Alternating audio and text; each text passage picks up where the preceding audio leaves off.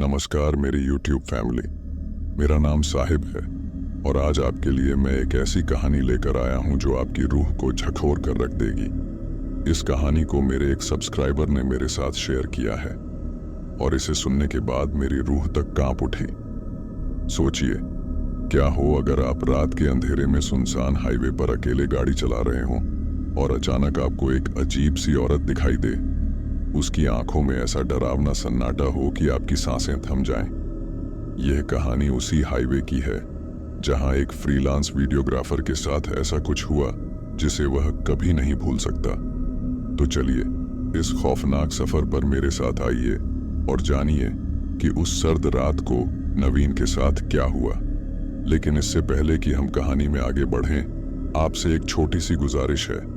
अगर आप भी रहस्यमयी और खौफनाक कहानियों के शौकीन हैं तो मेरे चैनल को सब्सक्राइब जरूर कर लें ताकि ऐसी कहानियां आप तक हमेशा पहुंचती रहें। तो बिना देर किए इस खौफनाक सफर की शुरुआत करते हैं। मैं नवीन एक फ्रीलांस वीडियोग्राफर हूं। अक्सर रातों को शूटिंग करके वापस लौटता हूं और मेरा सफर अकेले ही चलता है। लेकिन उस दिन जो मेरे साथ हुआ उसे मैं कभी नहीं भूल सकता। यह घटना आज भी मुझे रोंगटे खड़े कर देती है। वो एक ठंडी सर्दियों की रात थी। काम के सिलसिले में मैं आगरा गया था और जैसे ही शूटिंग खत्म हुई मैंने सोचा कि क्यों ना दिल्ली लौट ही जाऊं। रात के करीब 2 बज चुके थे और हाईवे लगभग सुनसान था। मैंने अपने कैमरे और अन्य सामान कार में रखा और अपने सफर की शुरुआत की। हाईवे पर ठंडी हवा चल रही थी और चारों ओर घना अंधेरा था। सिर्फ मेरी गाड़ी की हेडलाइट्स ही दूर तक रास्ता दिखा रही थी। मैंने रेडियो चालू किया ताकि सफर थोड़ा मनोरंजक हो सके, लेकिन फिर भी दिल में एक अजीब सी बेचैनी हो रही थी, जैसे कोई मुझे देख रहा हो। करीब आधे घंटे बाद अचानक मेरी नजर सामने सड़क के किनारे खड़ी एक औरत पर पड़ी। उसने सफेद साड़ी पहन रखी थी और उसके बाल खुले हुए थे। इतनी रात को ऐसी जगह पर एक अकेली औरत, मुझे कुछ अजीब सा महसूस हुआ, पर फिर मैंने सोचा कि शायद उसे मदद चाहिए होगी। मैंने गाड़ी धीमी की और जैसे ही पास पहुंचा वो औरत मेरी तरफ देख रही थी। उसकी आंखों में कुछ ऐसा था कि मेरी रीढ़ की हड्डी में ठंडक दौड़ गई। फिर भी इंसानियत के नाते मैंने गाड़ी रोकी और खिड़की खोलकर पूछा, आपको कहीं जाना है? मैं छोड़ देता हूं। उसने बस धीरे से मुस्कुराकर सिर हिलाया और बिना कुछ कहे गाड़ी में बैठ गई। रास्ते में मैंने उससे उसका नाम और पता पूछना चाहा, पर उसने कोई जवाब नहीं दिया। चुप्पी मुझे परेशान करने लगी। मैंने कई बार उससे बात करने की कोशिश की, पर हर बार उसने बस मुझे घूर कर देखा और फिर खामोश हो गई। रात गहराती जा रही थी और हाईवे पर सन्नाटा था। उसकी खामोशी से मेरा दिल तेजी से धड़कने लगा। एक समय पर तो मुझे लगा कि गाड़ी रोक दूं और उसे वहीं छोड़ दूं, पर कुछ कह पाने की हिम्मत नहीं हुई। कुछ दूर चलने के बाद मैंने अचानक देखा कि उस औरत का चेहरा बदलने लगा था। उसकी आंखें लाल हो गईं और चेहरा विकृत होने लगा। मेरी जान सूख गई। मैंने डर के मारे कार का ब्रेक मारा और कार को किनारे रोक दिया। जैसे ही मैं कुछ कह पाता उसने अपनी भयानक हंसी से पूरे माहौल को सिहराने वाली ठंड में बदल दिया। मैंने कांपते हुए उससे पूछा, तुम कौन हो और मेरे साथ ऐसा क्यों कर रही हो? उसने मुझे एक ठंडी नजर से घूरा और बोली, मैं वो हूं जिसे लोग यहां रास्ते पर अकेला छोड़ गए थे। मुझे किसी ने नहीं देखा, किसी ने नहीं समझा, और अब मैं हमेशा के लिए इस रास्ते पर भटकती हूं। उसकी बातें सुनते ही मेरे दिमाग में एक पुरानी कहानी ताजा हो गई। कहते हैं कि इसी रास्ते पर एक बार एक औरत का एक्सीडेंट हुआ था और तब से उसकी आत्मा इस हाईवे पर भटकती रहती है। मुझे यकीन नहीं हो रहा था कि मैं उसी चुड़ैल के सामने बैठा हूं जिसके किस्से मैंने केवल सुने थे। अब मुझे लगा कि मैं फंस चुका हूं। मैं चाहता था कि किसी भी तरह से उससे बच निकलूं, पर वह मुझे अपनी जगह से हिलने नहीं दे रही थी। उसकी नजरें मुझे जकड़े हुए थीं, जैसे वो मेरे अंदर झांक रही हो। मैंने हिम्मत जुटाकर गाड़ी का गियर बदला और पूरी स्पीड में गाड़ी आगे बढ़ा दी।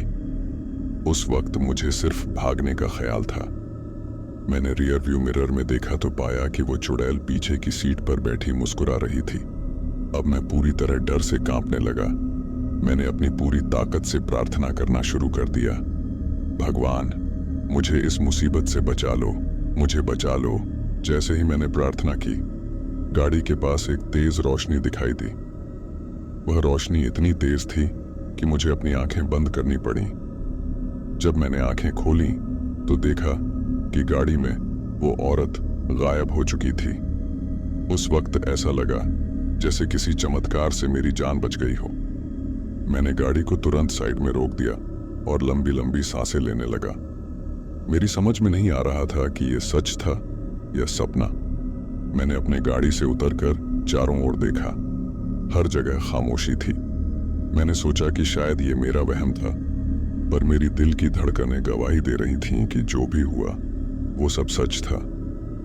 उस रात के बाद मैंने खुद से वादा किया कि अब रात में इस हाईवे पर अकेले सफर नहीं करूंगा। लेकिन काम की मजबूरी थी और एक हफ्ते बाद फिर से उसी रास्ते पर जाने का काम आ गया। इस बार मैंने अपने दोस्त राहुल को साथ चलने के लिए मना लिया। मैंने उसे पूरी कहानी नहीं बताई, बस कहा कि राहुल, बस तेरा साथ चाहिए। राहुल हंसते हुए बोला, यार तू भी कितना डरपोक है। चुड़ैल कुछ नहीं होती, तेरा वहम होगा। लेकिन मेरे दिल में अब भी डर बना हुआ था। मैं चाहता था कि अगर कुछ हो तो राहुल भी देखे, ताकि ये साबित हो सके कि वो कोई वहम नहीं था। हमने शाम में शूटिंग खत्म की और रात के करीब 11 बजे दिल्ली की ओर निकल पड़े। राहुल को अब भी मजाक सूझ रहा था। रास्ते भर वो मुझसे कहता, अरे यार, कहीं तेरी चुड़ैल मैडम हमसे मिलने तो नहीं आएंगी।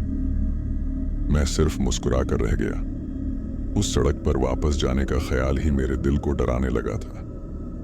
रात के करीब 1 बजे जब हम उसी स्थान के करीब पहुंचे जहां मैंने पहली बार उस औरत को देखा था, मेरे दिल की धड़कनें तेज हो गईं।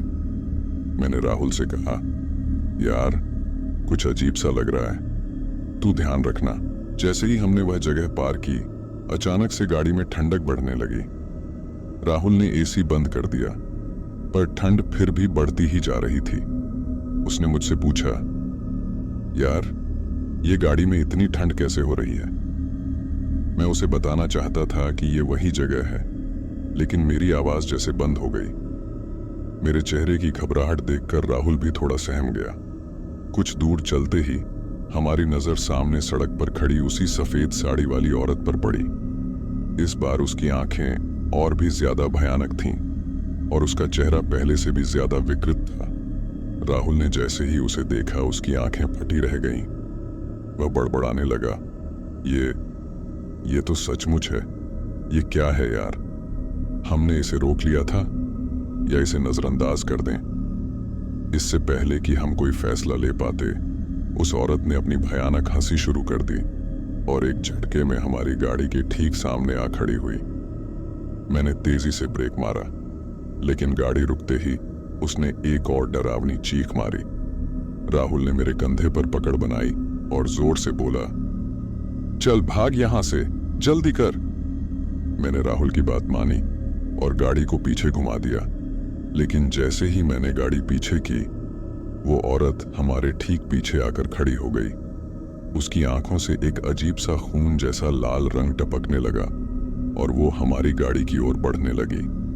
मैं और राहुल दोनों दहशत में थे। मैंने किसी तरह हिम्मत जुटाई और गाड़ी को फिर से तेजी से आगे बढ़ा दिया। वह औरत हमारे पीछे पीछे दौड़ने लगी और उसकी स्पीड इतनी थी कि वो गाड़ी के साथ साथ चल रही थी। हम दोनों घबराए हुए एक दूसरे को देख रहे थे कि अचानक से उसने अपनी भयानक आवाज में कुछ बड़बड़ाना शुरू कर दिया, जैसे वो हमें श्राप दे रही हो। राहुल ने कांपते हुए मुझसे कहा, तूने बताया क्यों नहीं कि यह सचमुच है? अब हम क्या करेंगे? तभी गाड़ी की लाइट्स अचानक बंद हो गईं और चारों तरफ अंधेरा छा गया। हमें कुछ भी नहीं दिख रहा था। राहुल जोर से चिल्लाया, नवीन कुछ कर, ये हमें मार डालेगी। तभी एक तेज रोशनी हमारे सामने आई। मैंने देखा कि एक बूढ़ा साधु लाठी लेकर खड़ा था। उसने गाड़ी के पास आकर हमें सांत्वना दी और कहा, डरो मत बेटा, तुम सही जगह पहुंचे हो। उस आत्मा को मुक्ति दिलाने के लिए तुम ही चुने गए हो। आज की रात उसकी भटकन खत्म हो जाएगी।